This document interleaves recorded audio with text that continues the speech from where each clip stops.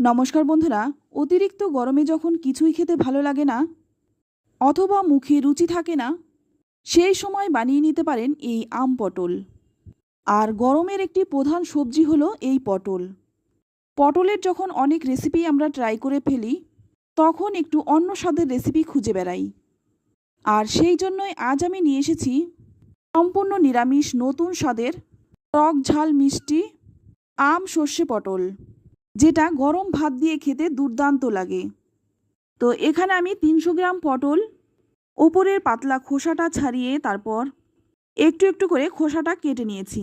সঙ্গে আমি আমটারও কিন্তু খোসাটা ছাড়িয়ে নিয়েছি। আর আমটা কিন্তু একটু লালচে রং হয়েছে, কিন্তু আমটা একদম পেকে যায়নি।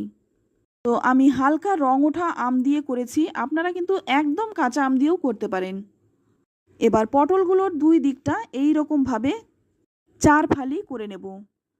তো আমি সমস্ত পটলগুলোই কিন্তু একই রকমভাবে কেটে নিচ্ছি। আর দেখুন পটলগুলো কিন্তু খুব কচি। এবার সবগুলো পটলই কেটে নিলাম। এবার অপর দিকে কড়াই গরম করে নিয়ে এর মধ্যে দিয়ে দিলাম 2 চামচ সর্ষের তেল। তেলটা ভালো করে গরম করে নিয়ে এর মধ্যে ফোড়নে দিয়ে দিচ্ছি 1/2 চামচ কালো জিরে। আমি আলাদা করে পটলটা ভেজে নেব না, একই সঙ্গে রান্নাটা করে নেব। সবগুলো পটল দিয়ে দিলাম। এবার পটলগুলোকে একটু সময় নিয়ে ভেজে নেব। পটল যদি ভালো করে ভাজা না হয়, কাঁচা থেকে যায়, সেক্ষেত্রে কিন্তু পটলটা খেতে ভালো লাগে না। এবার এর মধ্যে দিয়ে দিচ্ছি স্বাদ মতো লবণ আর দিয়ে দিচ্ছি সামান্য একটু হলুদ গুঁড়ো। লবণ আর হলুদ গুঁড়োটা দিয়ে ভালো করে মিশিয়ে তারপর একটা ঢাকা দিয়ে পটলটা ভেজে নেব।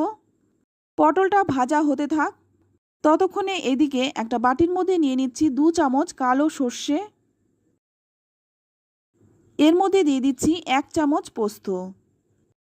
এখানে আমি পোস্তটা দিয়েছি, আপনারা চাইলে সাদা তিলটাও দিতে পারেন। তারপর 2টো কাঁচা লঙ্কা দিয়ে এটা আমি বেটে নেব। আমি এটা শিলপাটায় বেটে নিচ্ছি, আপনারা কিন্তু মিক্সিতে বেটে নিতে পারেন। পরিমাণে অল্প বলে আমি শিলে বেটে নিলাম। তো বেটে নিলাম দেখুন। এবার আমটা দেখুন, একটা ছোট্ট কুড়ুনি দিয়ে আমটাকে প্রথমে আমি কুড়ে নিচ্ছি। এই রকম আম দিয়ে করলেই কিন্তু বেশি ভালো লাগে। তো সম্পূর্ণ আমটাই কিন্তু কুড়ে নেব। আমি যে পরিমাণে পটল নিয়েছি তাতে করে একটা আমি কিন্তু যথেষ্ট। আমটা কিন্তু খুব বেশি টক না, আবার কিন্তু খুব মিষ্টিও না, তবে টকের ভাবটাই বেশি। আপনারা কিন্তু এইভাবে কুড়িয়েও আমটা দিতে পারেন, তবে আমি এখানে একটু হালকা করে বেটে নেব। তবে চাইলে আপনারা না বেটেও দিতে পারেন। আমটা তো বেটে নিলাম। এদিকে দেখুন পটলটাও কিন্তু ভালো করে ভাজা হয়ে গেছে। মাঝে মধ্যে ঢাকনাটা খুলে আমি একটু নেড়েচেড়ে দিয়েছিলাম, তাই পটলগুলো কিন্তু খুব ভালো করে ভাজা হয়ে গেছে। এবার এর মধ্যে দিয়ে দিচ্ছি বেটে রাখা সর্ষেটা। সর্ষেটা দিয়ে আমি প্রথমে ভালো করে একটু কষিয়ে নেব। 2-3 মিনিট সময় নিয়ে কিন্তু সর্ষেটাকে ভালো করে কষিয়ে নিলাম। এবার এখানে দিয়ে দিচ্ছি 1/2 চামচ লঙ্কার গুঁড়ো। তবে ঝালের জন্য কিন্তু কাঁচা লঙ্কা দিয়েছি, তাই কালারের জন্য দিয়ে দিলাম সামান্য একটু কাশ্মীরি লঙ্কার গুঁড়ো। লঙ্কার গুঁড়োটা দিয়ে খুব ভালো করে একটু মিশিয়ে নেব। পটল তো আমরা অনেক রকমভাবেই খেয়ে থাকি, এই রকমভাবে একবার আম পটলটা বানিয়ে দেখুন। আমি বলছি আপনারা ঠকবেন না। গরম গরম ভাত দিয়ে ভীষণ ভালো লাগে খেতে। দেখুন সর্ষে পোস্তটা কিন্তু ভালো করে কষানো হয়ে গেছে। এবার এখানে দিয়ে দিচ্ছি বেটে রাখা আমটা। আর এটা কিন্তু খেতে টক ঝাল মিষ্টি হয়, ভীষণই ভালো হয় খেতে। আপনারা যদি এইভাবে না খেয়ে থাকেন, একবার বানিয়ে খেয়ে দেখুন। আশা করছি এই গরমে একদিনও বাদ দেবেন না। তো এখানে আমার একটু সামান্য লবণ কম মনে হচ্ছে, তাই আমি একটু লবণ দিয়ে দিলাম। তবে লবণটা কিন্তু একটু বুঝে দেবেন, যে কোনো রান্নায় লবণ বেশি হলে কিন্তু ভালো লাগে না। তো আমটা দিয়েও কিন্তু 2-3 মিনিট ভালো করে কষিয়ে নিলাম। তো দেখে বুঝতেই পারছেন কষানোটা কিন্তু খুব ভালো করে হয়ে গেছে। এবার এর মধ্যে দিয়ে দিচ্ছি 1 কাপ গরম জল। তো আপনারা যদি একটু শুকনো খেতে চান, সেক্ষেত্রে কিন্তু জলটা একটু কমিয়ে দেবেন বা নাও দিতে পারেন। এবারে এখানে দিয়ে দিলাম 1 চামচ চিনি।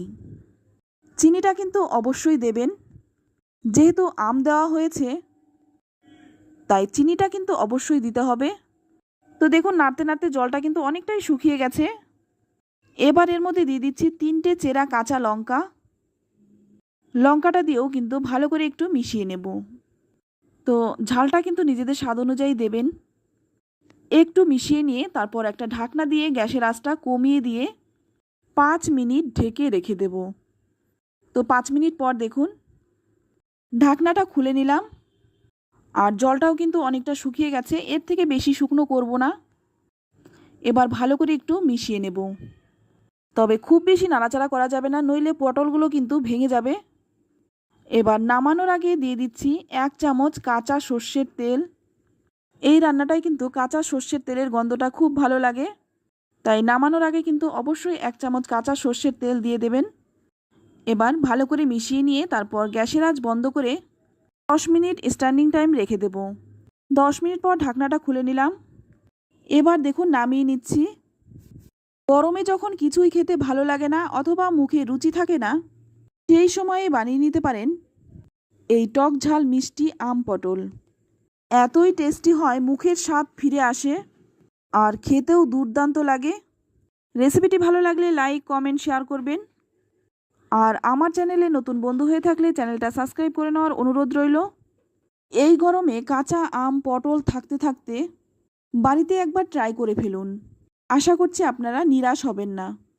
তো আজ এই পর্যন্ত, আবারও নিয়ে আসবো অন্য কোনো নতুন রেসিপি। সকলেই ভালো থাকবেন, সুস্থ থাকবেন। ধন্যবাদ।